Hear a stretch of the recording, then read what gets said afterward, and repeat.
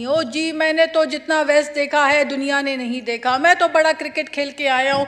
Speaker साहब, दुनिया के 92 के बाद बेशुमार ममालिक ने वर्ल्ड कप जीते, किसी ने अपने मुल्क का इतना सत्यानाश नहीं किया जो इस एक शख्स ने किया है। यहाँ खड़े होकर कहना कि जी साइफर साइफर, फिर उसके बाद साइफर के बाद कहना हो जी नहीं वो तो मैंने ख्वाब देखा था, फिर उसके बाद कहना जी ये तो अंदरूनी साजिश है, फिर बैरूनी साजिश है, फिर पहले अंपायर की उंगली, फिर उसके बाद वन पेज, फिर वन पेज के बाद न्यूट्रल, फिर कहना जी न्यूट्रल तो जानवर होता है, फिर कहना जी फिलहाल जनरल जो है वो मेरे खिलाफ साजिश कर रहा है, और आजकल कह रहे हैं कि जी वो तो मेरे कान में किसी ने सरगोशी की थी, मुझे तो याद ही नहीं किसने मुझे कह दिया और मैंने भी ये बात आगे कर दी। जो इनके तराने गाते थे, जो इनके गाने गाते थे, उन्होंने भी इनका साथ छोड़ दिया, उन्होंने भी इनका साथ छोड़ दिया। जो 20-20 साल इनके साथ इनके फैन क्लब का हिस्सा थे, उन लोगों ने भी साथ छोड़ दिया मिस्टर यू टर्न का। That's what I call him. PTI जो है वो जलाओ घेराव की अलामत बन चुकी है, पीटीआई इंतशार की अलामत बन चुकी है, पीटीआई नफरत की अलामत बन चुकी है, पाकिस्तान में पीटीआई बदतहजीबी की अलामत बन चुकी है, पाकिस्तान में पीटीआई झूठ की अलामत बन चुकी है, पाकिस्तान में पीटीआई प्रोपेगेंडा की अलामत बन चुकी है और पोलराइजेशन की अलामत बन चुकी है। और ये सब कुछ ज़्यादा अरसे में नहीं हुआ। ये हमने देखा कि 3.5 साल हुकूमत में जब विराजमान थे तो उस वक्त रवैयों से चीज़ें साबित हुई और नज़र आईं। हमने रवैये देखे, हमने देखा कि एक वक्त का वज़ीर आज़म जो है वो अपने आप को किसी बादशाह सलामत से कम ना समझता था।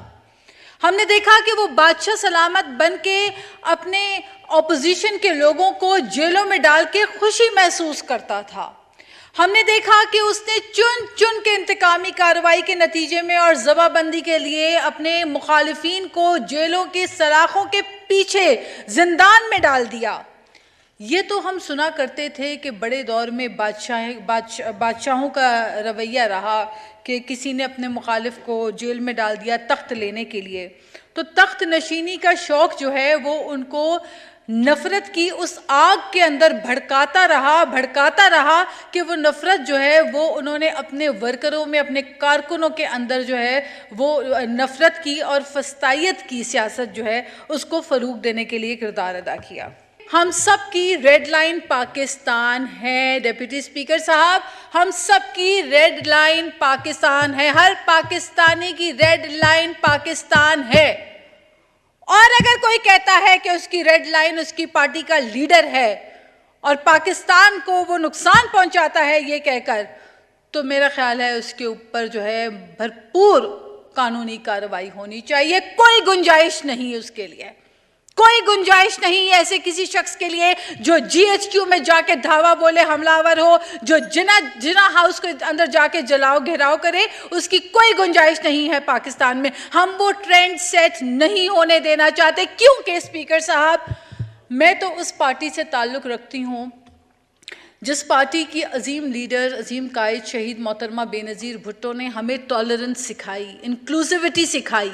ये जो नफ़रत की आग, ये जो नफ़रत के बीच पीटीआई बो कर गई है, इसके बहुत खौफनाक असरात हैं, इसके बहुत देरपा असरात हैं। इन्होंने सिर्फ वक्त हाजिर में ये तमाशा बर्पा करके मनफी सोच को जन्म नहीं दिया, इन्होंने वो रविश इख्तियार की है और नौजवानों को गुमराही के रास्ते में धकेला है।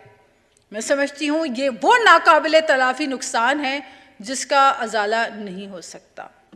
एक वो सोच थी जिसने 3.5 साल एक नासूर की तरह, एक कैंसर की तरह हमें रोक के रखा, हमें आगे बढ़ने नहीं दिया।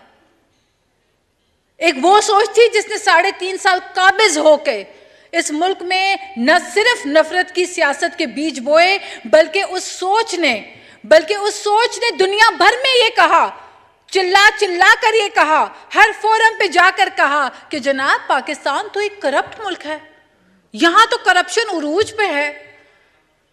तो स्पीकर साहब मुझे बताइए कि ये कैसे मुमकिन है कि एक मुल्क का वजीर आजम खुद खड़ा होकर अपने ऐवान में दुनिया भर में हर फोरम पे जाकर कहे कि पाकिस्तान में करप्शन बहुत है और ये करप्ट मुल्क है। कौन इन्वेस्टमेंट करेगा? कैसे आप इन्वेस्टमेंट लेकर आएंगे? तो अगर ब्रेनलेस लोग, I am sorry to say that, but अगर ब्रेनलेस लोग वो लोग जिनका जहन जो है वो इतना कुंद जहन हो कि वो अपने पैरों पे खुद कुल्हाड़ी मारने के चैंपियंस बन जाएं, वो अपने अल्फाज से, अपने झूठ से, अपने प्रोपेगेंडा से अपने मुल्क का नुकसान पहुंचाएं, ऐसे लोगों की तो दुनिया में किसी भी पार्लियामेंट में कोई जगह नहीं होती। स्पीकर साहब, हमारे फॉरेन मिनिस्टर ने हालिया दौरे में भारत के अंदर जाकर कहा कि कश्मीर में जुल्म जो कर रहा है वो बुचर ऑफ गुजरात कर रहा है।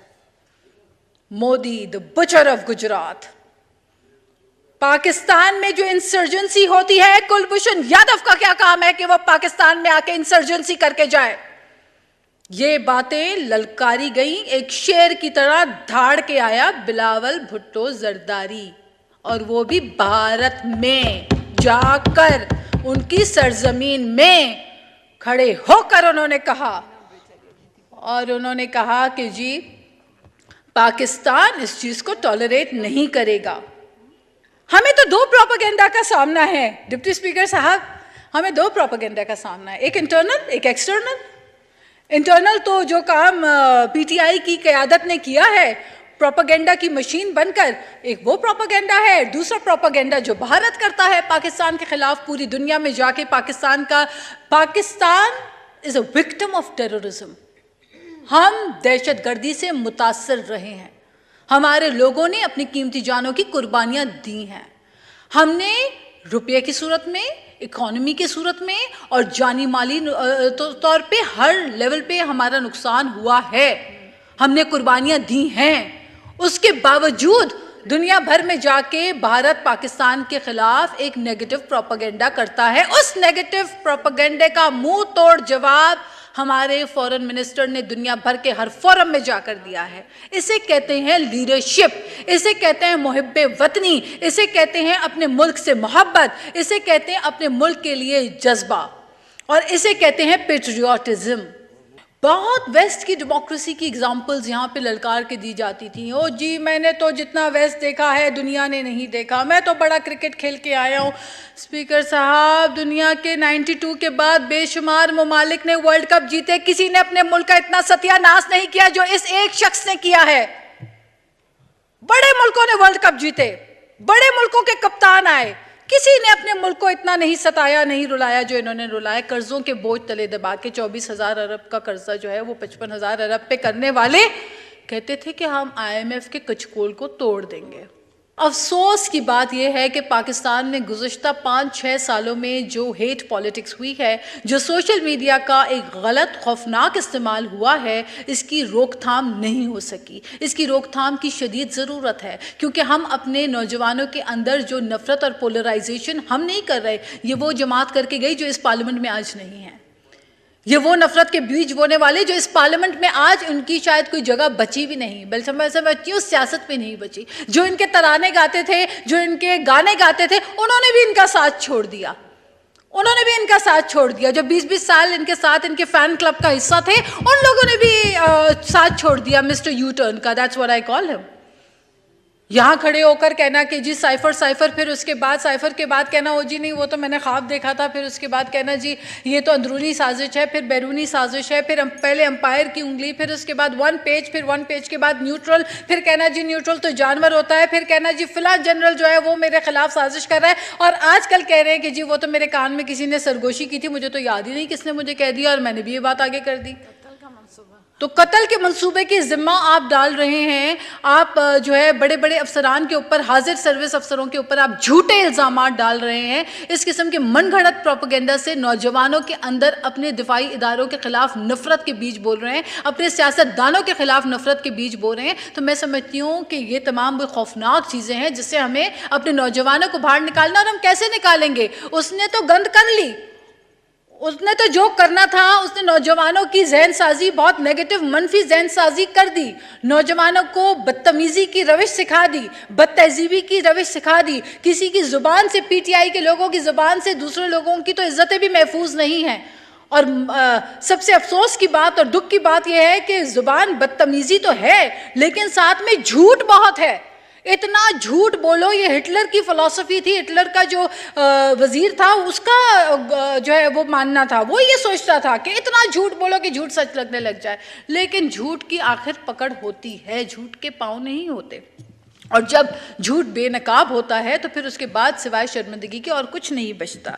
स्पीकर साहब, मैं इसलिए समझती हूँ कि नौजवानों के लिए हमें आईटी एक्सपोर्ट्स को बूस्ट करने की ज़रूरत है, आईटी एजुकेशन को इम्प्रूव करने की ज़रूरत है, और जो एक एकेडमिक गैप है आईटी की एजुकेशन में हमारे पाकिस्तान में और बैरून मुल्क में, क्योंकि जब हमारे ग्रेजुएट्स आईटी के पढ़ के निकलते हैं अपने यूनिवर्सिटीज़ से, तो आगे इतनी दुनिया भर के साथ उनका जो कंपटीशन है उसमें उनको दिक्कत का सामना होता है, क्योंकि there is a gap, academic एक गैप है। उस गैप को हमें फिल करना है और अपने बच्चों को, नौजवानों को आईटी की जदीद तालीम से जो है वो हमें उनके लिए अपॉर्चुनिटीज़ क्रिएट करनी है।